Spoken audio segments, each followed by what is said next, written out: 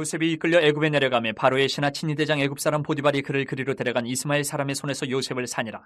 여호와께서 요셉과 함께 하심으로 그가 형통한 자가 되어 그의 주인 애굽 사람의 집에 있으니 그의 주인이 여호와께서 그와 함께 하심을 보며 또 여호와께서 그의 범사에 형통하게 하심을 보았더라. 요셉이 그의 주인에게 은혜를 입어 섬김에 그가 요셉을 가정 총무로 삼고 자기의 소유를 다 그의 손에 위탁하니 그가 요셉에게 자기의 집과 그의 모든 소유물을 주관하게 한 때부터 여호와께서 요셉을 위하여 그 애굽 사람의 집에 복을 내리심으로 여호와의 복이 그의 집과 밭에 있는 모든 소유에 미친지라. 주인이 그의 소유를 다 요셉의 손에 위탁하고 자기가 먹는 음식 외에는 간섭하지 아니하였더라. 요셉은 용모가 빼어나고 아름다웠더라. 예배 시간 10분 전에 도착해서 은혜를 사모하면서 예배로 나가시기를 바랍니다. 오늘도 전도용품이 준비되어 있습니다. 가실 때 꼭 가지시고 가시는 길에 전하시기를 바랍니다.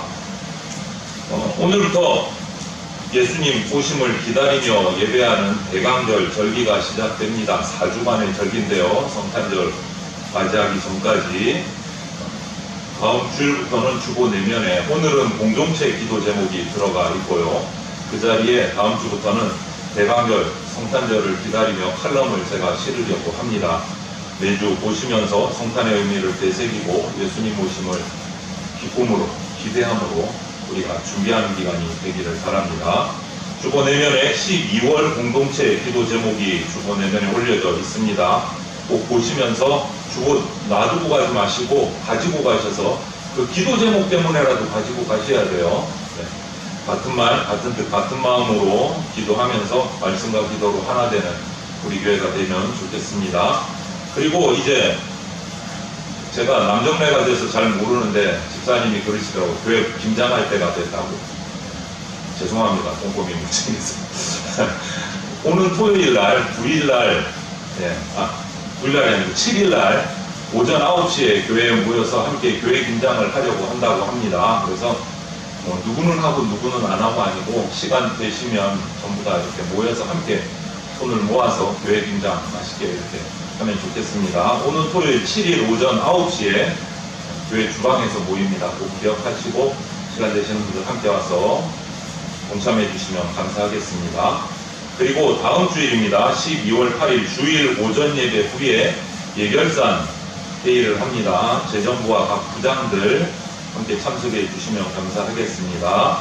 그리고 12월 24일 화요일입니다. 이번에는 성탄절이 수요일이더라고요. 그래서 화요일 저녁에 성탄 축하 행사와 선물 교환을 하려고 합니다. 그래서 요즘에는 아이들도 그때 방학을 안 해서 걱정스럽기는 한데 벌써 몇 년 됐기 때문에 퇴근 일찍 하시고 직장 다니시는 분들은 아이들도 그달을 하루 좀 학원 좀 쉬게 해주시고 얼마나 좋아하겠습니까? 엄마 아빠가 하루 학원 쉬라고 그러면 아이들 데리고 저녁에 교회로 모여서 성탄 축하 행사하고 선물 교환하면서 사랑을 나누는 시간 가지.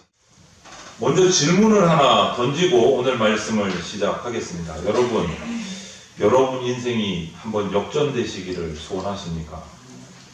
아멘이 크네요. 평상시보다. 인생 역전을 바라시는 모양입니다. 그런데 세상으로 나가보면 많은 사람들이 현재 지금 자기의 처지를 벗어나서 한 번 더 높은 곳으로, 더 좋은 곳으로 올라가기 위해서 내 인생에 대박이 터지면 좋겠다. 속된 말로 이런 말들을 많이 해요. 그러면 뭐 하죠? 세상 사람들은 인생 역전을 위해서 흔히 하는 게 뭡니까? 누가 얘기하셨어요? 정답입니다. 로또를 사러 가더라고요. 인생 대박 한다면서 로또를 사러. 여러분, 왜 사람들이 로또에 몰릴까요? 도대체 로또를 사러 가는 이유가 뭐예요?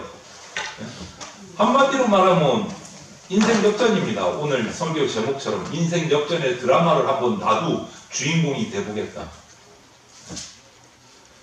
나도 한번 팔짱 한번 펴보면 좋겠다. 인생 대박 한번 터뜨리면 좋겠다. 등등등. 이런 인생 역전을 꿈꾸는 우리 인간들의 그 바람이 그냥 로또로 향하게 하는 거 아닐까 그런 생각이 들어요. 우리나라에서 자세한 통계가 있는지는 찾아봐도 잘 없어서 모르겠는데 미국에는 그것조차 통계를 냈더라고요. 이렇게 홈페이지를 찾아보니까 미국 통계에 보니까 조사가 많이 나와 있어요. 미국에는 우리 로또보다 훨씬 더 금액이 큰 것 같아요. 그 복권에 당첨된 사람들이 어떻게 살았는가를 통계를 낸 게 있더라고요.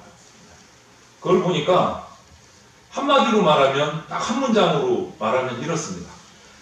당첨되고 나서, 1등에 당첨되고 나서 마지막 죽는 순간까지, 당첨되고 나서 죽는 순간까지 안정적으로 행복을 누린 사람은 단 한 사람도 없다. 이게 통계 결과예요. 왜 그러죠? 인생 역전에 대박을 터뜨렸는데 대박 터뜨리고 나서 죽기까지 평안하게 산 사람이 한 명도 없더라. 이게 통계 결과예요. 이상하지 않아요, 여러분? 다시 한번 물어볼게요. 내 인생 역전을 위해서 로또를 사겠습니다. 대답도 없고 말도 없으시네, 갑자기. 그런데 우리나라에 통계는 없지만 우리나라에도 그런 얘기가 신문에 가끔 떠요. 네, 가끔 뜹니다. 당첨돼서 좋을 일 없는 거 알면서도 계속 사람들이 그럼에도 불구하고 로또를 사러 가요. 로또를 사러 가요. 그 로또 들어가는 매점의 줄이 끊이지 않고 계속 늘어나는 이유는 뭐 오늘 제목하고 똑같죠. 인생 역전의 드라마 주인공이 되고 싶다. 그거죠. 그런데 오늘 우리가 함께 나누어 읽은 이 창세기 39장에는요. 요셉이라는 인생 역전을 성공한 사람의 모습을 보여주고 있어요. 그렇다고 요셉이 로또를 샀느냐? 아니요. 로또가 아니고 오늘 우리처럼 그런 요행수를 말하는 방법이 아니고 다른 방법을 통해서 인생 역전에 성공한 사람이 요셉이에요. 전혀 다른 방법. 그걸 통해서 인생 역전의 드라마를 쓸 수 있었어요. 주인공이 됐습니다. 그러면 우리는 궁금하잖아요. 어떻게 해서 인생 역전을 했을까? 나도 한번 인생 역전을 해봐야겠는데. 그것을 오늘 우리가 성경에서 찾아보려고 해요. 요셉을 따라가면서. 이 성공, 인생 역전, 성공 이런 단어들 우리 마음을 막 설레게 하잖아요. 우리 사람들의 마음을 설레게 합니다. 그런데 성경을 아무리 찾아봐도 성경에는요, 성공이라는 단어가 없어요. 성공이라는 단어가. 그런데 재미있는 사실은 영어 성경을 찾아보면 성공, success라는 단어가 굉장히 많이 나옵니다. 영어 성경에. 그런데 왜 우리는 한글 성경에는 없을까? 그럼 그 success라는 성공이라는 이 단어가 다른 말로 번역이 된 것 같은데 뭐로 번역이 됐을까? 이렇게 궁금해서 찾아보니까 형통이라는 단어로 번역이 됐어요. 형통. 여호와의 집에서 요셉과 함께 하심으로 그가 형통한 자가 되어 그의 주인 애굽 사람의 집에 있으니 형통이라는 말로 번역이 됐어요. 이제부터 성경을 읽으시다가 형통이 나오면 성공, 인생 대박 이거를 기억하시면 돼요. 형통이 나온다. 인생 역전이다. 오케이. 이대로 따라가면 된다. 그렇게 생각하시면 돼요. 형통이 나오거든요. 성경을 읽으시다가. 이거를 연결하십시오. 성경의 형통은 인생 역전이다. 이렇게 생각하시면 됩니다. 그런데 오늘 39장 이전에 창세기 37장을 보면 17살의 소년이었던 요셉이 나와요. 그가 꿈을 꾸자마자 그 인생에는 고난이 시작이 됩니다. 그 꿈 때문에 이 어린 요셉이 시기를 당하고 질투를 당하고 마침내 자기 형들에 의해서 지난주에 우리 말씀 나눴잖아요. 구덩이에 던져지는 정말 죽음과도 같은 인생을 살게 돼요. 그 꿈 때문에 문자 그대로 죽음과 같은 경험을 하게 되는 거예요. 그런데 37장이 되나서 39장에 오자마자 성경의 기록은 완전히 톤을 바꿔서 요셉의 인생을 37장에는 구덩이에 빠져서 죽어가는 인생. 그래서 39장에 오면 완전히 인생의 역전 장면을 소개해요. 39장에 오면. 2절에 보면 그가 성공한 사람이 돼요. 성공이 뭐라고요? 형통한 사람이 돼요. 이렇게 나와요. 오늘 3절을 보십시오. 그의 주인이 여호와께서 그와 함께 하심을 보며 또 여호와께서 그의 범사에 형통하게 하심을 보았더라. 여호와께서 그를 형통하게 하셨다. 성공이란 단어로 바꿔서 읽으면 여호와께서 그의 범사에 뭐하게 하셨다? 성공하게 하셨다. 어떻게 요셉에게 이런 역전 드라마, 인생 역전이 일어날 수 있었을까?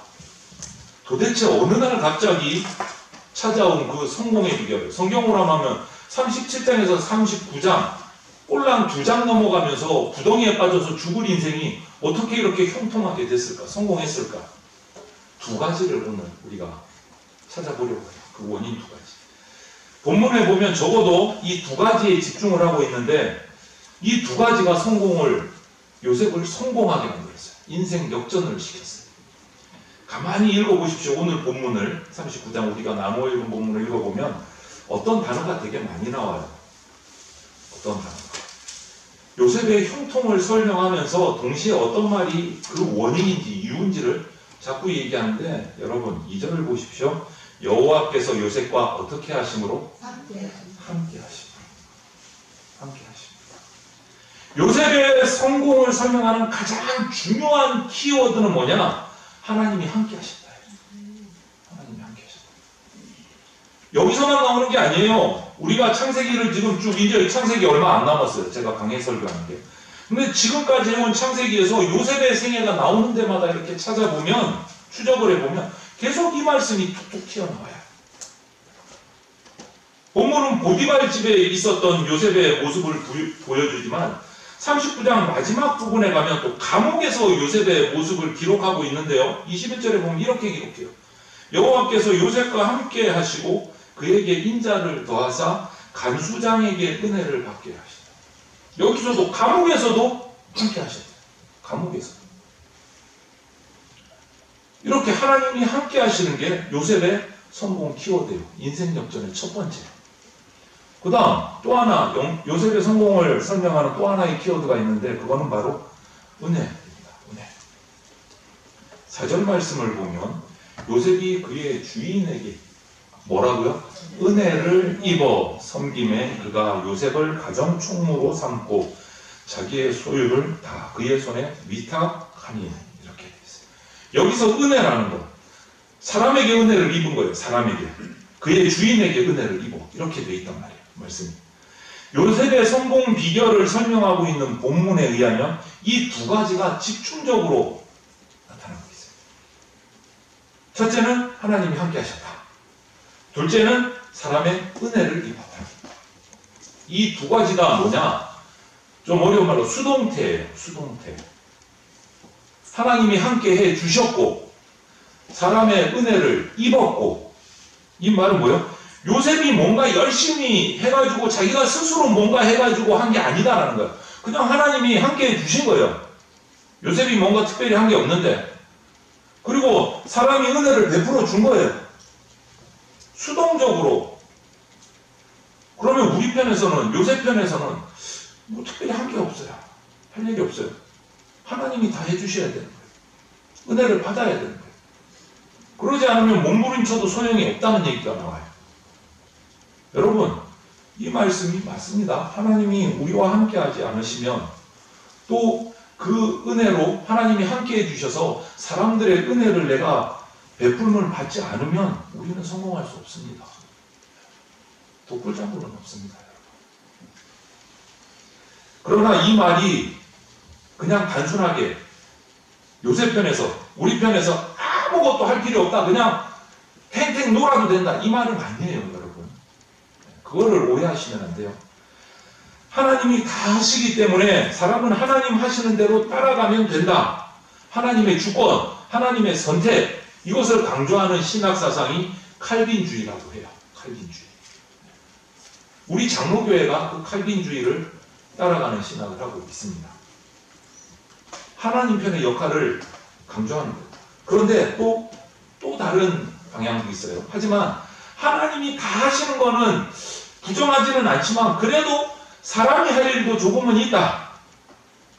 사람의 역할을 좀 책임 이런 것들을 강조하는 신학이 있는데 그것을 알미니안주의라고 어려운 말을 써요. 신학에서 알미니안주의. 이 알미니안주의의 신학을 하는 교회가 우리 개신교 교파 중에는 둘로 나뉘어요. 칼빈주의를 따라가는 교회, 이 알미니안주의를 따라가는 교회가 있는데 우리가 속한 대한예수교 장로회 재건교회는 칼빈주의를 따라갑니다. 그것이 성경적이라고 믿기 때문에.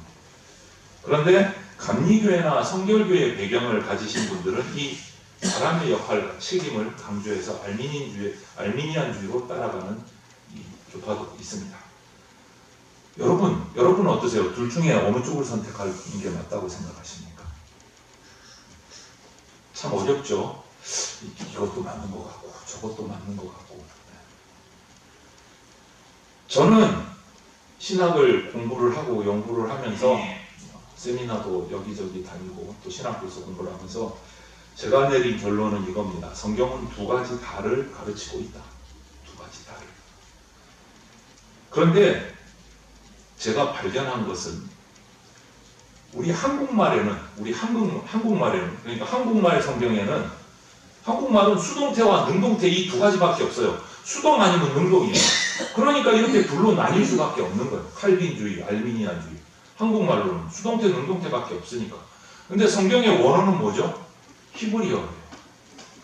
이 히브리어에 가보면은요, 수동태도 있고 능동태도 있는데 중간태도 있어요. 우리한테는 없어. 우리말로는 표현이 안 되는 중간태가 있어요. 중간태가. 히브리어에 성경 언어에. 이 중간태는 참 설명하기 힘든데 한국말로 뭐 그냥 편하게 얘기하면 수동태에 가까워요. 중간태가. 수동태에 가까운 것이 중간태라는 것이 구분이 되어 있어요. 말이에요. 저도 우리 신앙생활이 이 히브리어가 말하는 수동태에 가깝다고 생각을 합니다. 저는 목회자로서. 중간태에 가깝다고 생각해요. 중간태. 유진 피터슨이라는 목사님도 신앙생활은 중간태다라고 말한 적이 있어요. 저도 동감을 합니다. 하나님의 주권, 하나님의 역할 절대 무시할 수 없습니다. 하지만 그 하나님의 역할에 대해서 인간이 해야 될 부분이 있어요. 뭐냐? 응답을 해야 돼요. 응답. 우리가 응답을 해야 돼요. 우리가 응답하는 방법이 두 개가 있어요. 하나는 뭐죠? yes, 순종하는 것. 두 번째는 뭐죠? no, 불순종하는 것. 이 응답에 따라서 바뀌어요, 결과가. 그것이 중간태가 말하는 거예요. 주권적인 것, 모든 계획은 하나님이 역사하고 계시지만 그 가운데 응답은 우리가 해야 그 응답에 맞는 결과가 임한다는 거예요. 그게 중간태예요. 근데 그걸 한국말로 설명하기가 정말 우리는 중간태가 없어서 애매한 거죠. 오히려 수동태에 가까운 거죠. 수동태. 하나님이 함께 하시지만 여러분, 하나님과 함께 하려는 우리 편의 순종의 노력이 우리는 필요합니다. 주님께서 함께 해주시는 것, 하나님이 주권적인 은혜를 베풀어 주시는 것, 그럼에도 불구하고 우리는 그 은혜를 받고자 하는 사모함이 우리 가운데 있어야 돼요. 사모함. 간절히 찾는 자에게 만나 주신다고 하셨잖아요. 간절히 찾는 거 누가 해야 돼요? 우리가 해야 돼요. 또 하나님과 함께 살고자 하는 이 구체적인 노력이 필요한데 오늘 본문 3절을 한번 보십시오. 그의 주인이 여호와께서 그와 함께 하심을 보며 또 여호와께서 그의 범사에 형통하게 하심을 보았더라. 여기서 나오는 범사라는 말이에요. 하나님이 함께 하심을 바라고 추구하는 요셉의 삶의 모습이 나타나는 거예요. 요셉이 보디발 장군의 집에 노예로 팔려 들어가서 그가 평상시에 어떻게 살았는가가 이 범사라는 말에 나오는 거예요. 범사라는 말. 범사에 형통하게 하심을 보았더라. 어떻게 했길래 범사에 성공하게 하셨을까? 평상시에 어떻게 했길래? 탱탱 놀았으면 하나님이 성공하게 하셨겠습니까? 아니요. 하나님의 은혜를 구하고 하나님의 말씀에 순종했기 때문에 형통하게 하신 거예요. 형통하게 하신 거예요. 범사의 요셉의 모습이 나온 거예요. 신실한 모습, 정직한 모습이 여기서 드러나는 거예요. 그 결과 어떻게 됐습니까, 여러분? 여호와께서 범사에 형통하게 하셨더라. 그리고 그 앞에는 그의 주인이 외국 사람이에요. 이스라엘 사람 아닙니다. 그의 주인 보디발 장군이 여호와께서 그와 함께 하심을 보았다. 요셉의 삶을 보면서 요셉이 다르다. 요셉의 하나님이 함께 계시고 그걸 느낄 정도로 행했다는 거예요. 느낄 정도. 이방인. 여러분 그렇게 살고 계십니까? 여러분의 일상의 범사의 삶을 예수님 믿지 않는 사람들이 보면서 와, 저 사람을 보니까 하나님이 진짜 있는 것 같아. 이런 말 들어보셨습니까? 여러분의 삶을 통해서. 안 그러면 우리 회개해야 돼요. 회개해야 돼요. 인생 역전을 바라십니까? 요셉처럼 사셔야 됩니다. 하나님이 함께 하셔야 인생 역전이 일어납니다. 로또가 아니고. 하나님이 함께 했음을 말할 수 있지만 이 본문은 더 중요한 건 뭐라고요? 요셉 주변에 있던 그 이방 사람들이 하나님이 요셉과 함께 하신 것을 그 사람들도 느꼈다는 거예요. 이게 중요한 거예요.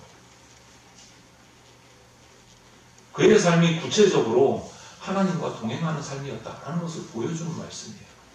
범사에, 주일날만 아니고 평상시에. 그래서 여러분, 우리가 성공하려면, 인생 역전하려면 여러분이 하나님과 함께 하셔야 합니다. 하나님이 여러분과 함께 해 주셔야 합니다. 우리 편에서도 하나님과 함께 하려는 노력이 필요해요.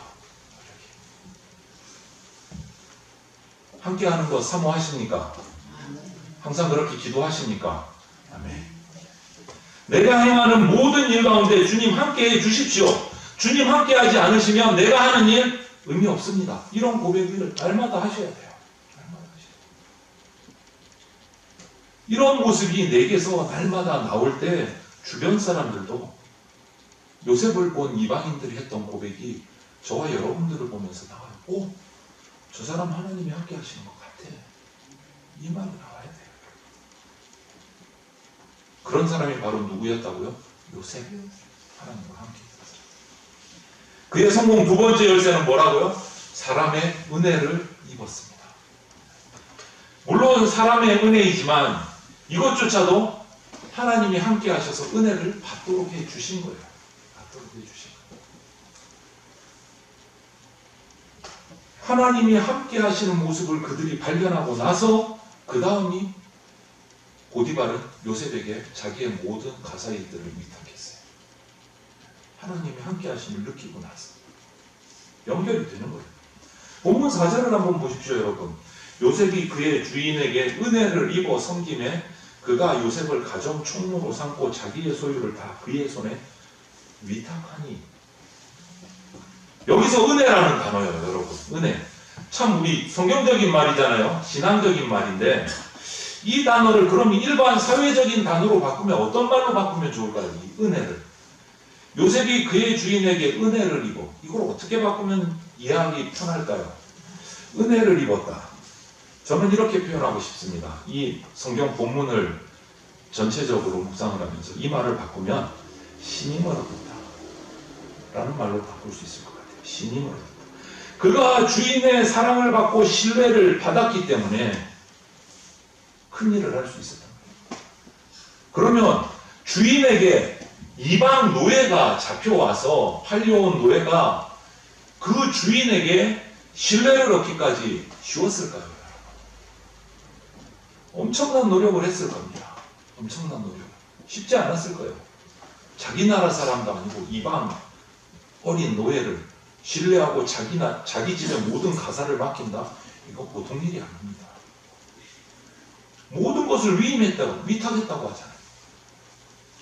우리는 이 요셉의 생애를 쭉 추적해 보면서 매우 일관성 있는 삶의 모습을 요셉에게서 발견합니다. 39장인데요. 21절부터 22절에 이렇게 기록하고 있어요.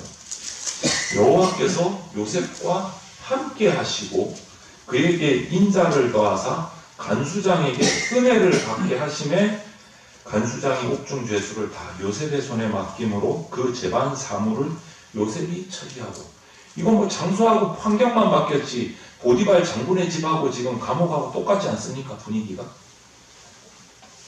보디발의 집에서도 신임을 받았고 감옥에서도 신임을 받아서 최고 책임자의 은혜를 입고, 아니 감옥에 갇힌 죄인이 감옥 죄수들을 다 관리하고 있어요. 이게 말이 맞아요? 여러분? 되는 거예요? 안 되는 거예요? 네? 죄수로 잡힌 사람들이 죄수를 관리하고 있어요. 웃긴 얘기잖아요? 그런데 그게 가능해요. 왜? 하나님으로 말미암아 은혜를 입었기 때문에. 은혜를 입었기 때문에. 이것이 여러분 노력 없이 가능했을까요? 이것이 죄수가 죄수를 관리하고 이방 어린 노예가 장군의 집의 모든 가사를 다 관리한다. 여러분, 어느 정도 노력해야 이런 일이 일어나겠습니까? 어느 정도 노력해요. 요셉은요, 맡은 일에 정말 성실했을 겁니다. 이 결과를 보면. 보통 해가지고는 이런 결과가 될 수가 없어요. 신뢰를 얻을 수가 없어요, 여러분.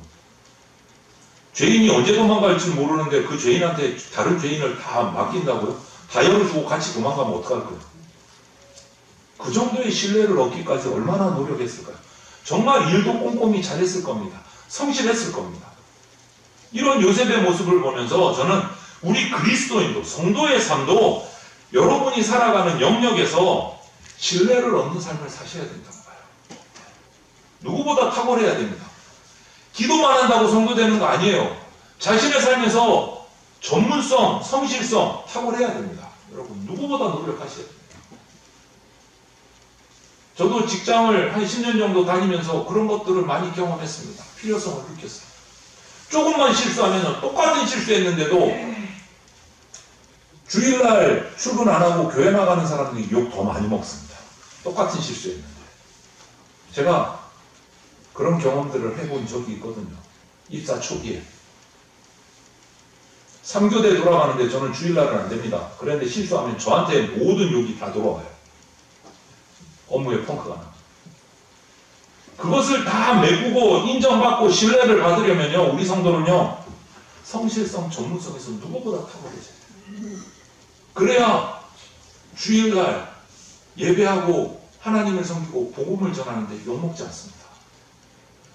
저 사람은 저래도 돼. 충분히 저럴 자격이 있어. 이 정도 소리가 나와야 돼요. 이웃들에게서. 일하는 거 봐라. 또 부러지잖아. 그러면 저 정도 해도 돼. 이 정도 나와야 돼요. 인정을 받아야 돼요. 성실성, 전문성이 없이는 어느 곳에서도요, 성도도 그렇고 불신자도 그렇고 신뢰 못 받습니다. 신뢰 못 받습니다. 성실하기는 한데 전문성이 좀 떨어져서 일을 잘 못한다. 이런 사람에게 책임 있는 자리 맡기지 않습니다. 맨날 밑에서 그냥 남이 시키는 일만 해야 돼요. 성실성만 있습니다. 성실성도 중요하지만 못지않게 전문성도 필요하다. 여러분, 저와 여러분은 자기만의 전문적인 영역이 있으셔야 돼요. 그것을 누구보다 탁월해야 우리가 복음을 전하고 주의를 성수하는데 걸림돌이 사라집니다. 요셉은 주인이 맡겨준 일을 정말 잘 감당했습니다. 보디발 장군의 집에서도 마찬가지, 감옥에 갇혀서까지도 마찬가지, 성실하고 전문적으로 일을 참 잘했어요. 신뢰를 받았어요. 가정총무에서 나중에는 누명 쓰고 들어간 감옥에서도 감옥 총무로 그것을 지나서 결국은 그 나라의 애국의 총리가 됐어요. 책임 있는 자리에 올랐어요. 무엇 때문에? 성실했습니다. 전문성이 뛰어났습니다. 일 잘했습니다. 일 잘했습니다. 지극히 작은 것에 충성된 자는 큰 것에도 충성되고. 이런 요셉에게 주어진 결과를 보십시오, 여러분. 오늘 5절을 보면 이렇게 기록해요. 그가 요셉에게 자기의 집과 그의 모든 소유물을 주관하게 한 때부터 여호와께서 요셉을 위하여 그 애굽 사람의 집에 복을 내리심으로 여호와의 복이 그의 집과 밭에 있는 모든 소유에 미친지라. 이게 결과예요. 하나님과 함께한 요셉, 사람의 은혜를 받은 요셉, 성실하고 전문적으로 똑부러졌던 요셉의 결과야. 그런데 이 말씀에서 제일 핵심은 뭘까요, 여러분? 제가 붉은 글씨로 해놨죠? 여호와께서 누구를 위하여? 요셉을 위하여. 이 말이 핵심이에요. 이 말을 더 정확히 옮기면 하나님께서 요셉 때문에, 요즘 말로 바꾸면 하나님께서 요셉 때문에 보디발 장군의 집에 복을 주었다. 요셉 때문에. 요셉이 보디발 장군 집의 복의 근원이었다는 거예요. 하나님을 믿지 않는 그 이방인의 집에 하나님이 축복하실 이유가 뭐가 있어요? 없어요. 그런데 축복하신 이유는 딱 하나예요. 뭐요? 바로 요셉 때문에. 여러분 때문에 여러분의 직장이 복되기를 소원합니다. 여러분 때문에. 여러분 때문에 여러분의 가정이 복되기를 축원합니다. 예수님 믿는 한 사람 때문에 한 동네가 전체가 축복받을 수 있다고 믿으십니까? 아멘. 예수님 믿는 한 사람 때문에 그 직장이 축복받을 수 있다고 믿으십니까? 아멘. 예수 믿는 한 사람 때문에 우리 민족이 축복받을 수 있다고 믿으십니까? 아멘. 그것이 하나님의 기대입니다. 우리의 소망이 아니고 하나님의 기대입니다. 창세기 12장에 하나님이 아브라함을 부르시면서 뭐라고 말씀하셨습니까? 내가 너를 축복한다. 너는 복의 근원이 되라. 이렇게 말씀하셨잖아요. 여기 원문에 근원이라는 말이 없어요. 너는 축복이 되어 주어라. 이렇게 해석이 돼요. 직역을 하면. 축복이 되어 주어라. 내가 너를 축복할 텐데 그 축복은 너 혼자 잘 먹고 잘 살라고 주는 축복이 아니라 너가 받은 축복을 통해서 다른 사람들에게도 축복이 흘러가야 된다. 이 말씀하신 거예요. 이것이 하나님이 아브라함에게 주신 축복이에요.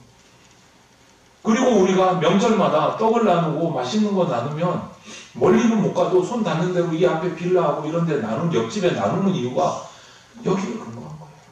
우리의 기쁨이, 우리의 감사가 우리 주변에 퍼져야 돼요. 아, 교회에 명절이 있으면 우리도 덕을 보내.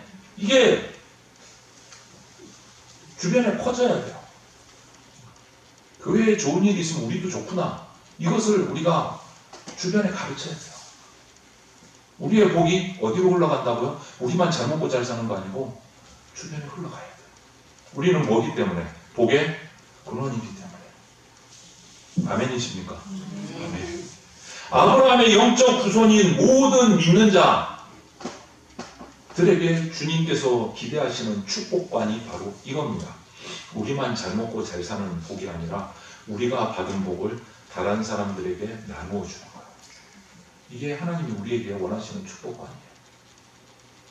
그래서 우리 그리스도인 성도에게 대한 정말 예쁜 아름다운 정체성, 정의 하나를 얻을 수 있어요.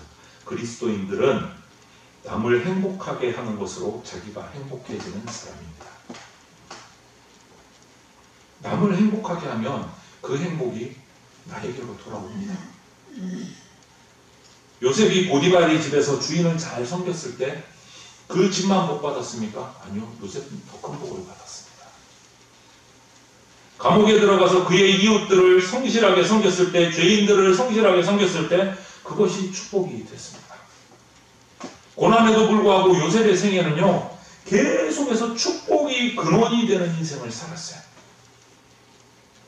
오늘 이 말씀을 마무리하면서 이 요셉의 생애가 보여주는 인생 역전의 드라마이자 그 인생 성공의 비밀이 오늘 예배하는 저와 여러분의 인생 역전의 드라마가 되시도록 주님의 이름으로 축원을 드립니다. 아멘. 함께 기도드리겠습니다. 하나님 아버지, 저도 요셉 같은 인생 살도록 도와주시옵소서. 나 혼자 잘 살겠다고 내 이기심, 내 만족을 찾아서 몸부림치다가 결국 나도 만족하지 못하고 이웃도 불행하게 만드는 인생 되지 않게 해주십시오. 이웃을 행복하게 함으로 내가 행복할 수 있는 인생, 내 이웃을 섬김으로, 내 지체를 섬김으로 내가 하나님 앞에서 정말 행복한 인생 되게 하여 주시옵소서. 우리를 행복하게 하시려고 십자가에 자신을 던지신 예수님, 그 예수님 때문에 우리가 오늘 행복을 누리며 삽니다. 구원받아 삽니다. 이것처럼 우리도 이웃의 행복을 위해서, 이웃을 섬기기 위해 살아가는 그런 인생 살아가도록 우리 가운데 축복하여 주시옵소서. 복의 통로가 되게 하여 주시옵소서. 감사드리며 예수 그리스도의 이름으로 기도드립니다. 아멘. 주 예수 그리스도의 피 묻은 십자가 은혜와 독생자를 보내주신 하나님 아버지의 그 크신 사랑과 지금 이 순간에도 역사하고 계시는 성령님의 보호 인도하심이 세상의 성공을 위한 나의 욕망과 이기심을 이제 주님 앞에 모두 내려놓고 내가 행하는 모든 일들 가운데 주님이 함께해 주십시오. 주님이 함께하지 않으시면 모든 일이 아무 의미가 없습니다 라고 고백하고 주님의 은혜를 간절히 간구하며 복의 통로가 될 것을 사모하는 대전장로교회 성도들과 모든 주의 백성들 머리 위에 영원토록 함께 있을지어다. 아멘.